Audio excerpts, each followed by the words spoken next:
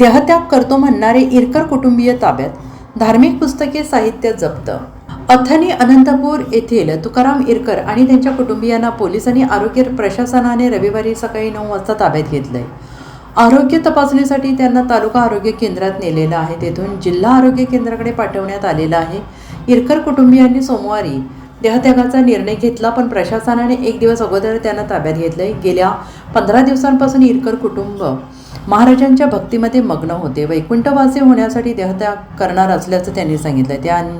या वस्तीवर दररोज गर्दी होते आहे। त्यांना निर्णयापासून परावृत्त करण्याचे प्रयत्न सर्व स्तरावरून झाले, पण ते ठाम राहिल्याचे दिसताच प्रशासनाने अखेर कारवाईची पावले उचलली आहेत। रविवारी सकाळी 7 वाजता वस्तीला पोलिसांनी घेराव घातला।